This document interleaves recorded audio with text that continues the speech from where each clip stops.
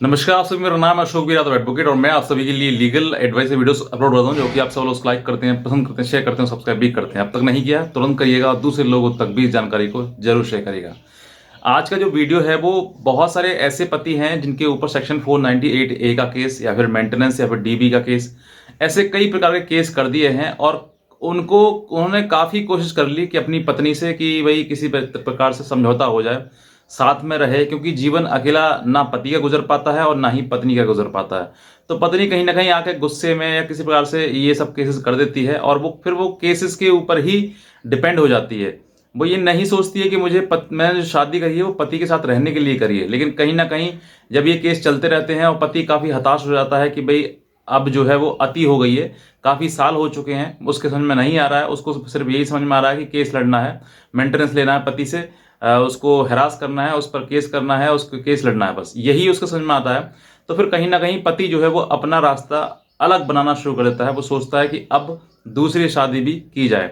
तो ऐसे ही अब हमारे सब्सक्राइबर हैं जिन्होंने हमसे सवाल पूछा है कि सर 498 का केस हमारे ऊपर चल रहा है सेक्शन 498 आईपीसी के तहत, और 3 साल से लगातार ये केस चल रहा है। मैंने काफ़ी कोशिश कर ली है उसको बुलाने के लिए, सामाजिक रूप से भी करी है, कानून रूप से मैंने सेक्शन 9 का केस किया उसके ऊपर, लेकिन वो जो है वो कुछ दिन आई और उसके बाद वो फिर सेक्शन 9 में भी आना बंद कर दिया उसने। और कोर्ट ने जो वो सिर्फ और सिर्फ मेरे हक में सेक्शन 9 की डिग्री पास कर दी है और उसके बावजूद भी वो नहीं मेरे पास आ रही है। तो अब क्या मैं इसके चलते हुए दूसरी शादी कर सकता हूँ? लेकिन अभी इनका तलाक नहीं हुआ है, सिर्फ सेक्शन 9 की डिग्री इनको मिली है, इनको डाइवोर्स नहीं मिला है। हालांकि मैंने इनको पहले एडवाइस किया कि आप पहले सेक्शन 9 के आधार पर ही आप डाइवोर्स लें, और डाइवोर्स आप ले लेंगे तो उसके बाद आप फ्री हो जाएंगे, फिर आप दूसरी शादी भी कर सकते हैं।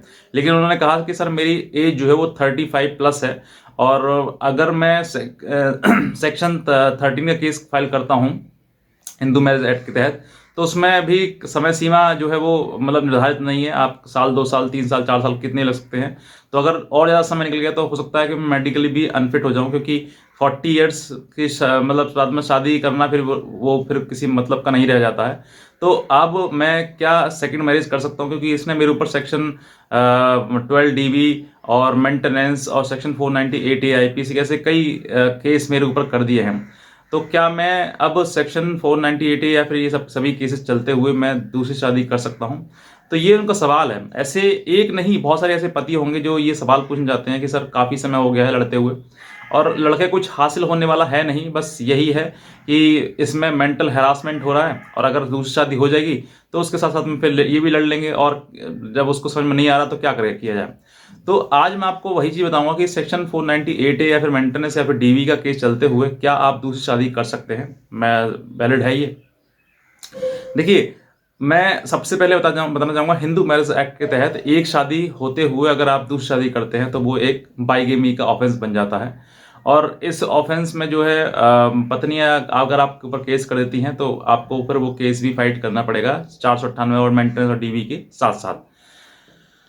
रही बात शादी की, तो एक मैरिज को होते हुए आप दूसरी शादी ना दिखाएं उसको, अगर आप इसके दौरान दूसरा ऑप्शन चूज कर सकें लिव इन रिलेशनशिप का। ये ऑनरेबल सुप्रीम कोर्ट ने इस पे भी स्टाम्प लगा दी गई है कि अगर आप वयस्क हैं, एडल्ट हैं, और आपकी मर्जी है किसी महिला के साथ रहने की या फिर महिला की मर्जी है आपके साथ रहने की, तो आप दोनों मतलब मर्जी से एडल्ट हैं, वयस्क हैं, इसलिए आप अपने दोनों मर्जी से जो है वो एक दूसरे के साथ रह सकते हैं, चाहे आप मैरिड हों या फिर अनमैरिड हों, इसका कोई लेन देन नहीं है। इस दौरान अगर आप दोनों एक दूसरे के साथ रहते हैं और रहने के दौरान जो अगर आपको किसी बच्चा हो जाता है तो वो बच्चा जो है वो लीगल माना जाएगा, वो उसका इलीगल से कोई मतलब नहीं है, वो सिर्फ और सिर्फ लीगल माना जाएगा। तो अगर आप इस तरीके की प्रक्रिया को अपनाते हैं और दोनों पति पत्नी के रूप ना देकर वो अगर लिव इन में रहना चाहते हैं तो आप लिव इन में रहकर एक दूसरे के साथ जीवन व्यतीत कर सकते हैं। हालांकि कुछ लोग ये भी कहते हैं सर कि इतना केस कर दिए उसने, 498 केस कर दिया, मेंटेनेंस कर दिया, डीबी कर दिया, 406 का कर दिया, तो कई इतने उसने अगर केस कर दिए तो एक केस बाइगेमी का और सही, अगर वो पता लग जाता है कि भाई हमने शादी कर ली है दूसरी, तो एक केस और लगा देगी तो इतना और सही। तो अगर आप लोग, ये बात मैं नहीं कहता हूँ आपसे, अगर आप इस चीज़ के लिए सेटिस्फाइड हैं, मन है आपका कि भाई एक इतना केस कर दिया, इतनी ज़िंदगी खराब कर दी, तो फिर एक केस और सही। तो जो रिस्क लेना चाहते हैं वो रिस्क भी ले सकते हैं। हालांकि ये आपका ऊपर डिपेंड करता है, मैं इसके लिए नहीं कहूँगा, क्योंकि बाईगेमी का अगर आपके ऊपर केस होता है तो उसके कुछ नुकसान है। नुकसान क्या है, आपके लिए नहीं, नुकसान पत्नी के लिए है। अगर आपके बारे में पता चलता है कि ये दूसरी शादी कर ली है इसने, या फिर दूसरी महिला के साथ में रह रहा है, तो उसका सिर्फ ओरली बात करना कोई डजेंट मैटर, मतलब कोई एग्जिस्ट नहीं करता है। लेकिन फिर भी अगर किसी प्रकार आप दोनों का पति पत्नी का, जिसके साथ में आप रह रहे हैं या ना आपने नई शादी कर ली है, तो अगर कोई एविडेंस उसको मिल जाता है, सबूत कोई मिल जाता है, तो उसके आधार पर उसको ग्राउंड मिल जाता है डाइवोर्स देने का।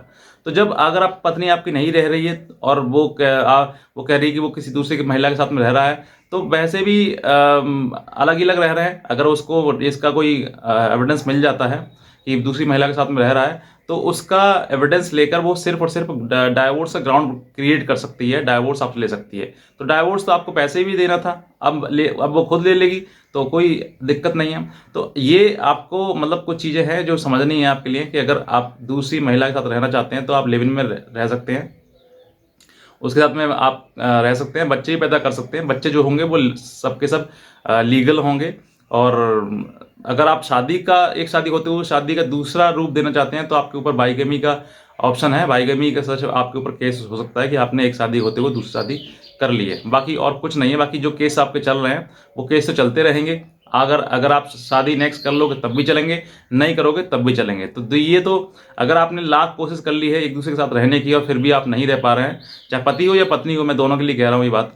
क्योंकि कुछ महिलाएं जो है वो आकर अभद्र टिप्पणी करते हैं और कहती हैं कि मतलब आप घर नहीं बसने दोगे, आप ये नहीं करने दोगे। मैं इसमें किसको रोक रहा हूँ कि आप घर नहीं बसने देंगे, या फिर मैं किसी का घर बिगाड़ रहा हूँ? ऐसा कुछ नहीं है। मैं तो सिर्फ और सिर्फ उन लोगों की मदद कर रहा हूँ जो वाकई काफ़ी सालों से प्रताड़ित हैं, पीड़ित हैं। और पत्नी ये नहीं सोचती है कि साल 2 साल हो गए, 3 साल हो गए, गुजर गए, काफ़ी गुस्सा हो गए। कितने गुस्सा होगी, इतने दिन तो महाभारत का युद्ध भी नहीं चला था, इतना आपका लंबा खींच दिया आपने।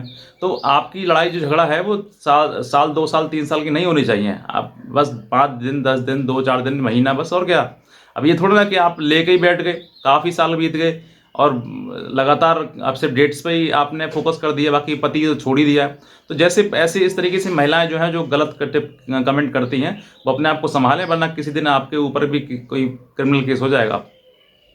तो आप समझिएगा। बाकी बहरहाल मेरे साथ साथ में जो व्यूअर्स हैं वो भी कमेंट पढ़ें, और कमेंट पढ़ने के बाद कोई अगर महिला करती है तो उसको भी आप कमेंट करें, ताकि उनको भी पता लग सके कि वाकई कहीं ना कहीं पुरुषों के साथ पीड़ित हो रहा है, पुरुष पीड़ित हो रहे हैं।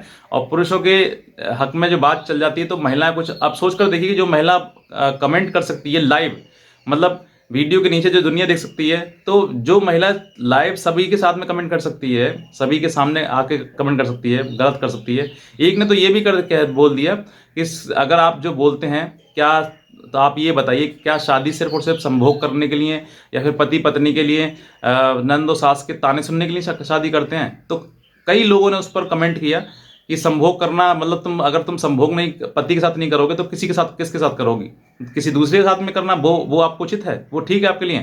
तो ऐसे कई लोगों ने कमेंट किया, मैंने उसको पढ़ा, मैंने देखा, तो वाकई समझ में आ गई कहीं ना कहीं जो स्त्री लाइव मतलब पब्लिकली अगर वो कमेंट कर सकती है संभोग जैसे, तो सोच कर देखिए 4 दीवारी के अंदर पति पत्नी के साथ में क्या वो उनका रिएक्शन होता है एक दूसरे के प्रति। तो ये आजकल की महिलाओं का, मैं नाम नहीं लूंगा उनका, और बस समझ जाए, वो देख रहे होंगे वीडियो तो समझ जाएंगे वाकई कि हाँ मैंने किया था।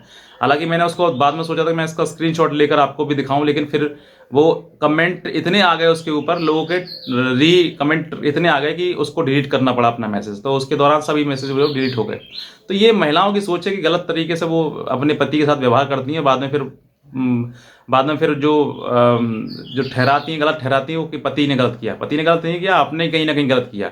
इसी वजह से आप जो है वो आज कोर्ट कचहरी चक्कर लगा रहे हैं। अगर सही रहते आप तो आज पति के साथ में होते, संतान होती, बाल बच्चे होते, आपके सारे सुख आपको दिए जाते। लेकिन आपको आज कोई सुख नहीं है, आज सिर्फ और सिर्फ आपके लिए दुख ही है, और आपका जीवन में कोर्ट कचहरी ही है बस। बाकी डिपेंड करता है कि आप अपने लाइफ में क्या डिसीजन लेना चाहते हैं। अगर आप इस वीडियो से संतुष्ट हैं और आपको ये जानकारी अच्छी लगी, तुरंत नीचे सब्सक्राइब करें, दूसरे लोगों तक भी जानकारी को जरूर शेयर करें। आज का वीडियो देखा आपसे बहुत धन्यवाद।